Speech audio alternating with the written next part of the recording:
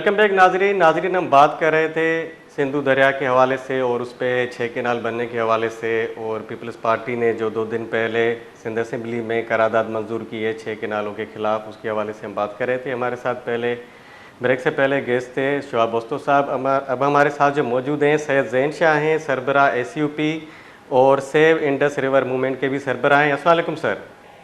वालेकुम सलाम sir, programme में खुश आमदेद। सर, ये जो सारी सूरत हाल देख रहे हैं केनालों के हवाले से, सिंध में आपकी तंजीम ने भी मतलब इतनी सारी जदोजहद की, उसके अलावा वकला तंजीमों ने, मतलब समाज का हर मकतब फ़िक्र से जुड़ा हुआ आदमी, उसने भरपूर एहतजाज भी किए, रैलियाँ भी निकाली। और कल का दिन जो था वो दरियाओं का आलमी दिन था, और सिंधु दरिया के हवाले से अगर देखा जाए उस पर 6 केनालों के हवाले से, तो ये सारी सूरत हाल आपके सामने है। तो पहले जरदारी ने मंजूरी दी थी केनालों की, उसके बाद उन्होंने कहा कि नहीं, हम इसकी हिमायत नहीं कर सकते। अब अचानक जो है सिंध का जब प्रेशर इनके ज़्यादा बढ़ गया, डेवलपमेंट हुई, तो ये इन्होंने कहा कि सिंध असेंबली ने कि हम करारदाद मंजूर कर ली।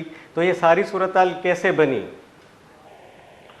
देखें, अप्रूवल दी है, जो अप्रूव करता है तो उसी इदारे की मीटिंग बुला के डिसअप्रूव करेगा जी। नोटिफिकेशन वापस ले लेंगे कि भाई ये जो अप्रूव किए थे ये नेशनल इंटरेस्ट में नहीं है।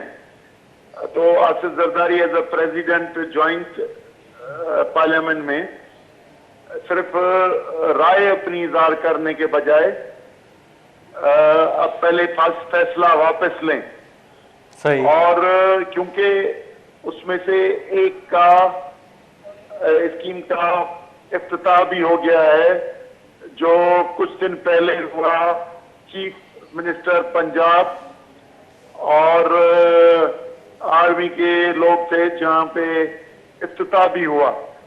और दूसरे जो प्रपोजल्स हैं कोई भी वापस नहीं हुआ, जिसमें से इन्हांसमेंट है जो पानी ले जाएंगे चोलिस्तान तक, वो जेहलम से लेकर और सतलज तक जाएगा पानी।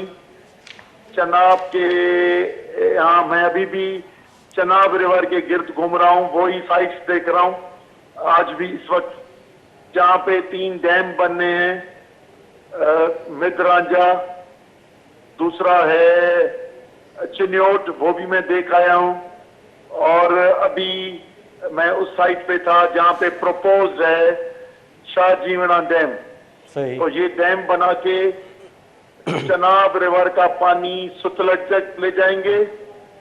दूसरा जेहलम से रसूल बैराज से इन्हांसमेंट करके 18,000 से 25,000 क्यूसिक करके 6,000 क्यूसिक ले जाएंगे चोलिस्तान तक, सुलेमान की तक। जब ये प्रोग्राम बन रहे हैं और इन बनने के बाद एक कतरा भी इंडस में पंजाब के दरियाओं का नहीं जाएगा, जबकि इंडस से हमारे यहाँ चिनाब बैराज से थल कैनाल और चश्मा बैराज से सीजे चश्मा जेहलम लिंक कैनाल और ग्रेटर थल कैनाल और तौसा पंजनद से जो आके चनाब में पड़ता है, ये लिंक्स बनी हुई हैं। तो पंजाब इन दरियाओं का पानी भी लेंगे और इंडस का पानी भी लेंगे। तो ये जो इन्होंने हुक्म जारी किए हैं और असेंबली में जो रेजोल्यूशन भी आया है, उसमें भी ये कहा गया है कि फेडरल गवर्नमेंट हमसे बात करे। सही। तो अब ये अगर अपोजिशन में होते तो यकीनी तौर पे हम कहते कि भाई पीपुल्स पार्टी अपोजिशन में है, जबकि इसमें काउंसिल ऑफ कॉमन इंटरेस्ट बुलाने की भी बात नहीं की गई। तो ये हम समझते हैं पहले हमारे इधर के वजीर, सिंध के वजीर और प्रेसिडेंट और पाकिस्तान पीपुल्स पार्टी के चेयरमैन धोखा दे रहे हैं सिर्फ अपने बयानात से।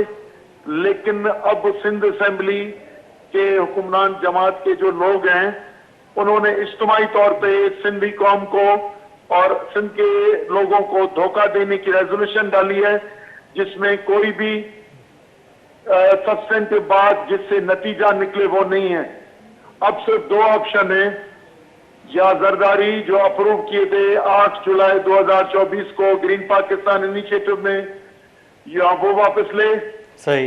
या पाकिस्तान पीपुल्स पार्टी फेडरल गवर्नमेंट को कहे कि भाई ये कैनाल्स के जो स्कीम्स हैं और डैम्स की ये कैंसिल करें, डिनोटिफाई करें, वरना हम हुकूमत से सपोर्ट वापस लेंगे इतने दिन में।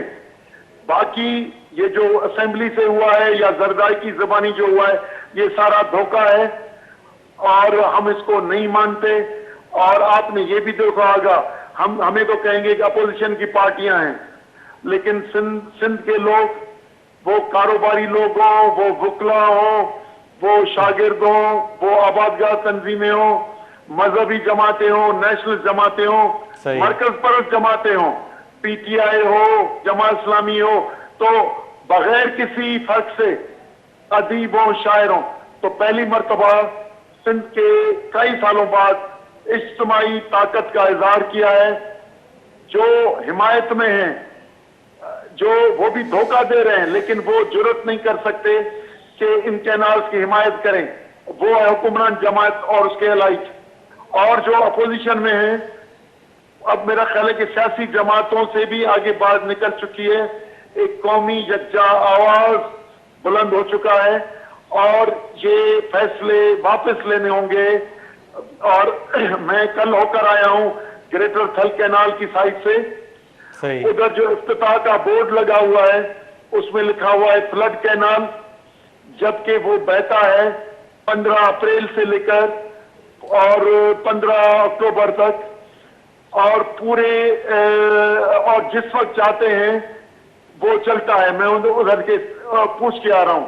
तो जब ये इस तरह का अगर रवैया होगा तो यकीनी तौर पे अब इनको रियासत को सोचना होगा कि जरदारी ने तो आपको इसलिए कहा कि जाली इलेक्शन के जरिए मुझे 2 सूबे दो और सदारत दो और मेरे केसेस से मुझे रिलीफ तो मुझे और मेरे साथियों को आप जो कहें वो लिख के दूं, और वही SIFC के नतीजे में सिंध का पानी, जमीनें, समंदर की जो है कोस्टल बेल्ट और मिनरल रिसोर्सेज, ये इनका फैसला दिया है। और चीफ मिनिस्टर ने पहले 52,000 एकड़ जमीन लिख के दी और 13 लाख एकड़ तक जाना है।